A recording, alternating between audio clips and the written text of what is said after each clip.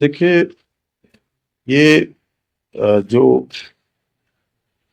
प्रकरण है, ये बहुत ही संवेदनशील है और हम सब लोगों के लिए, क्योंकि राज्य की दृष्टि से हम सब की बेटी बहन जो भी उस समय में घटना हुई, वो बहुत ही हृदय विदारक घटना थी और हम सब लोग बहुत आहत हुए। क्योंकि मैं उस समय भी राज्य के मुख्य सेवक के रूप में था और मेरे को जैसे ही जानकारी मिली, क्योंकि मेरे को आपने पूछा है तो मुझे बताना चाहिए। कई सारे मीडिया के मित्रों ने बीच में ये भी कहा कि मैं इसमें बात भी नहीं कर रहा हूं। अच्छा हुआ आपने पूछ लिया, क्योंकि प्रेस कॉन्फ्रेंस कुछ और थी, लेकिन ये महत्वपूर्ण विषय है, ये सबके ध्यान में आना चाहिए। और तो मैंने जैसे ही मेरे को मालूम चला, सूचना आई कि इस प्रकार की घटना हुई है, हमने तत्काल पुलिस विभाग को, अन्य प्रशासन को तत्काल कहा कि जैसे भी होता है, सब जो भी इसके आरोपी हैं या जिनके ऊपर आरोप हैं, उनको तत्काल गिरफ्तार किया जाना चाहिए, कोई पकड़ से बाहर नहीं जाना चाहिए। और तत्काल उन सभी वो 3 के 3 जो आरोपी थे उस समय के, वो तीनों को गिरफ्तार किया गया। और जिस स्थान पर उन्होंने बताया, वहां से बॉडी को रिकवर किया गया। फिर जो कार्रवाई होती है, समस्त औपचारिकताएं जो कानूनी रूप से होती हैं, वो पूरी की गई। और पूरी करने के बाद तत्काल ही हमने महिला आईपीएस अधिकारी के चेयरमैनशिप में, या कहिए उनके नेतृत्व में, एक कमेटी का गठन किया, एसआईटी जांच का गठन किया। और एसआईटी ने अपनी पूरी जांच करी, हर एक पहलू पर जांच करी। परिवार के लोगों से भी एसआईटी मिली, अन्य लोगों से भी मिली, जिन लोगों को भी इस केस के बारे में जो भी जानकारियां थी। और इसमें विज्ञापन भी निकाला गया, अखबार में भी दिया गया, संचार के माध्यमों से बताया भी गया, किसी के पास भी अगर कोई जानकारी हो तो वो एसआईटी को उपलब्ध कराए। और पी रेणुका देवी उस समय उस एसआईटी को हेड कर रही थी, जो अभी सीबीआई में ही कार्यरत हैं। यहाँ से उनका सीबीआई में ही जो है, इसके बाद डेपुटेशन से वो हमारे राज्य की अधिकारी हैं, यहाँ के कैडर की हैं, लेकिन अब सीबीआई में काम कर रही हैं। और एसआईटी ने पूरी काम करने के बाद, उसके बाद उसमें कई सारे पहलू आए बीच में।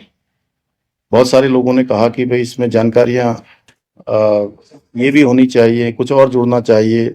उन्होंने कहा जिसके पास भी जो भी जानकारी है हमको दे दे या न्यायालय में दे दे, क्या भी देना उदय।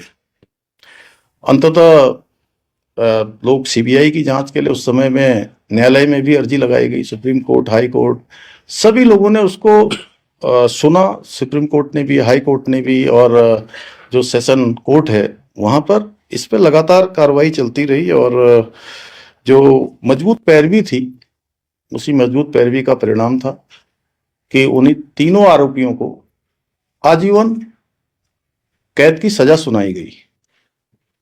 अब इधर एक प्रकरण ये आया है कि ऑडियो एक आया है, और ऑडियो में उन्होंने कई लोगों के नाम लिए हैं अलग अलग प्रकार से। और हमने कहा कि भाई ऑडियो की जांच करी जाए, और जांच के लिए जो है एक एसआईटी का गठन भी कर दिया गया इसमें। और जिन लोगों ने ऑडियो पर बात की है, उनसे भी बात करने का पुलिस ने प्रयास किया है। अच्छा होगा कि वो सब लोग अपना ऑडियो जो उन्होंने बोला है उसकी कुछ सत्यता वहां पर आ जाए। और सत्यता आते ही हमने कहा है कि हम सभी प्रकार की जांचों के लिए भी तैयार हैं। हम कहीं पर ऐसा नहीं है, क्योंकि हम भ्रम की स्थिति भी राज्य के अंदर नहीं बननी चाहिए। और हमारा ऐसा ट्रैक रिकॉर्ड रहा है कि अगर कोई गलत काम करेगा, कहीं भी कोई दोषी होगा, तो किसी कीमत पर भी वो छूट नहीं पाएगा, चाहे कोई हो, किसी भी कीमत पर वो छूटने वाला नहीं है। लेकिन ऑडियो की सत्यता, ऑडियो में तो बहुत सारी बातें उन्होंने करी है। एक में वो ऑडियो में ये भी कहते हैं कि मैं पार्टी का अध्यक्ष बनने वाला हूं। जो हमारे महेंद्र जी बैठे हैं यहाँ पर, वो ये भी कह रहे थे। अब पता नहीं, आप सब लोगों ने भी सुना होगा, उन्होंने अन्य बातें भी बहुत सारी की गई है। आज ऑडियो में वो एक नाम ले रहे हैं, कल को किसका नाम लेंगे।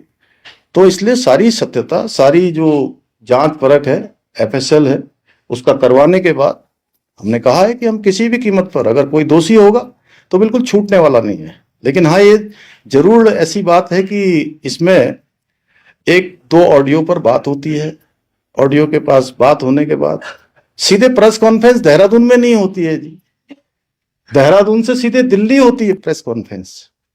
समझ में नहीं आ रहा है कि आखिर एक ऑडियो के आधार पर इतना बड़ा बवंडर राज्य के अंदर किया जा रहा है।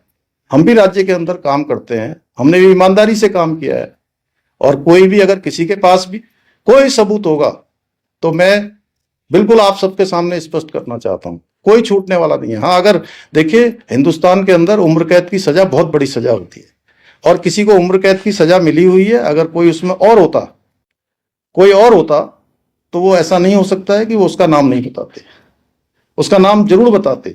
और एक ऑडियो में वो आपस में बात करते हुए यह भी कह रहे हैं, एक में कह रहे हैं कि इसकी हत्या हुई है, बेटी के बारे में कहते हैं कि हत्या हुई है, और दूसरे में कहते हैं कि इसने आत्महत्या कर ली।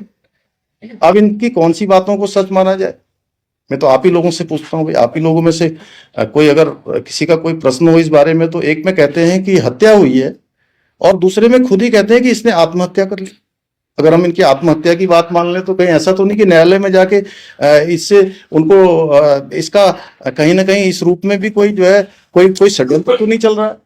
इतनी बड़ी सजा हो चुकी है, हम हर जांच के लिए तैयार। हमने कब मना किया कि हम कोई जांच नहीं करवाएंगे?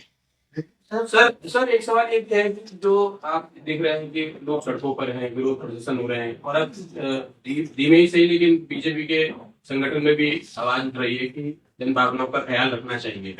लोग सोशल मीडिया पर भी, अगर आप ही का नाम आ जाएगा तो क्या करेंगे कल? नहीं, पहले आ जाएगा तो क्या करेंगे? अगर आपका नाम कह देगा ऑडियो वाला तो क्या करेंगे बताइए पहले मुझे। इस विरोध को नहीं, अभी इस देखिए विरोध है, हम लोगों ने कहा है कि हम कोई चीज हम जांच करवा रहे हैं, एफएसएल के लिए बुला रहे हैं, अगर उनके पास सत्यता है, कोई बात है, तो भाई वो भाग रहे हैं ना, उनको हम ढूंढ रहे हैं। आपको पता है वो कहाँ है?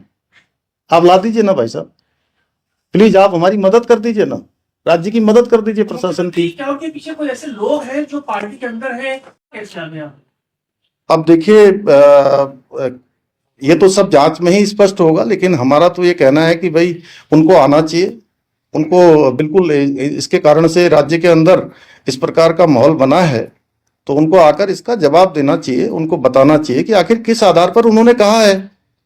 और जो भी होगा, चूंकि जांच चल रही है, तो देखिए बहुत दिनों तक ये मामला, ये जो धुंध लगी है, ये धुंध छटेगी, और धुंध छटने के बाद निश्चित रूप से बादल हटेंगे, कोहरा छटेगा और सूरज निकलेगा, साफ सफाई होगा। पार्टी के वो पूर्व विधायक रहे, संदेह इसलिए ज्यादा होता है, शायद वो उस स्थिति को जानते हो।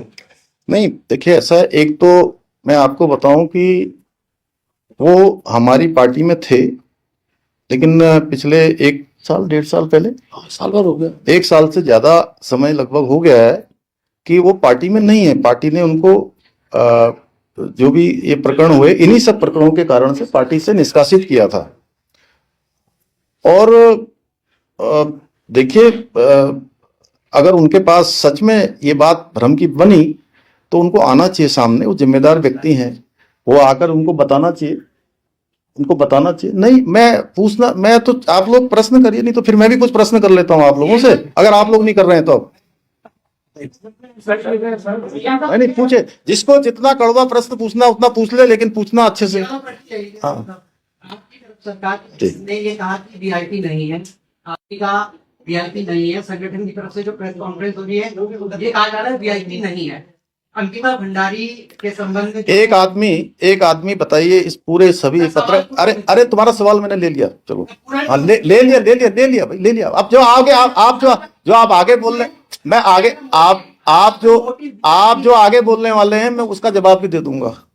अगर मैं यहाँ आया हूं तो मैं जानता हूं कि आप क्या पूछने वाले हैं उससे आगे। और मैं सारी प्रेस कॉन्फ्रेंस देखता हूं, सारी प्रेस कॉन्फ्रेंस में सबसे ज्यादा प्रश्न पूछने वाले आप ही होंगे। ठीक है मेरे दोस्त, बहुत बधाई। अब देखिए ऐसा आपके जितने, नहीं रुक जाइए, मैं पूछूंगा, सबके जवाब दूंगा भाई। अब अरे यार आलोक रुको, चलो रुको। आज तक अब तक की जितनी प्रेस कॉन्फ्रेंसों में आपको जो जवाब नहीं मिले, आज मैं सारे जवाब देने के लिए ही यहाँ आपके बीच में आया हूँ। जो भी कमी पेशी आज मैं सबका, अरे आप ही का जवाब दे रहा हूँ, तुम्हारा दे रहा हूँ। तुम बहुत अच्छे लड़के हो, मैं बहुत पहले से जानता हूँ तुम्हें। देखो भैया, देखो, आपके आपके आपके सारे सवालों के जवाब ये पहले दिन से, जब से लिखा गया जो केस डायरी है, उस केस डायरी में ये जो आपने कहा ना, इसके सारे जवाब हाईकोर्ट में लगे हैं। और हाईकोर्ट ने और उन्होंने एसआईटी ने सारी चीजें हाईकोर्ट में जमा करी है, उसके बाद ही इसका निर्णय है। हो गया। सर आप फाइनल पे जांच बताएंगे, क्या आगे कुछ और जांच होंगी कि नहीं होगी, आप फाइनल बोल रहे हैं? नहीं, अभी पहले प्रश्न पूछो ना सब लोग। दे दिया, जवाब दे दिया ना। अब ये कल ये मत चला देना कि जवाब नहीं दिया फिर। हाँ, दे दिया।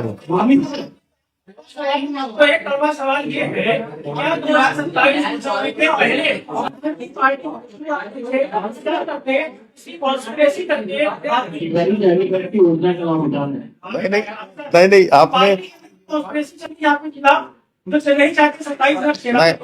नहीं, हमारी पार्टी में कॉन्स्पिरेसी जैसी कोई चीज नहीं है। देखिए, मैं तो लगातार पिछले 4 वर्षों से भी अधिक समय से इस दायित्व में काम कर रहा हूँ।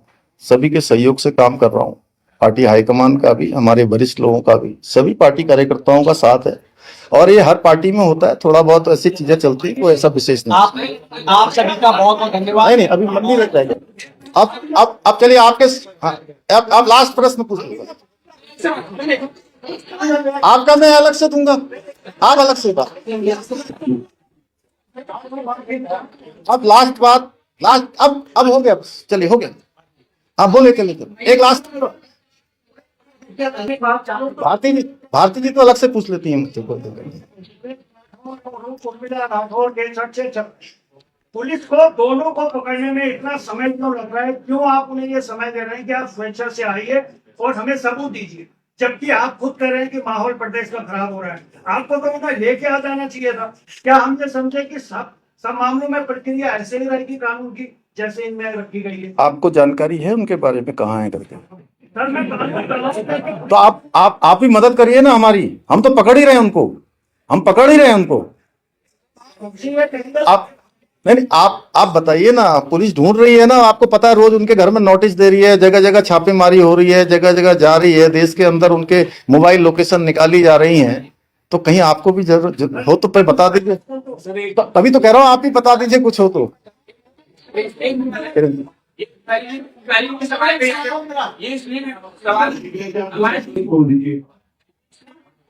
मामला देख रहे हैं पिछले 4 महीने से सरकार अभी तक सब कुछ सही चल रहा था। 3-4 महीने से अचानक से एक माहौल बनाया जा रहा है, अलग अलग मुद्दों को बहुत तेजी से उठाया जा रहा है। तो देखिए, सरकार के बहुत सारे कार्यक्रम चल रहे हैं। अभी एक बहुत अच्छा कार्यक्रम जो हमारे सीमांत क्षेत्रों में रहने वाले, दूर दराज गांवों में रहने वाले गरीब जनता, उनके बीच में जन जन की सरकार,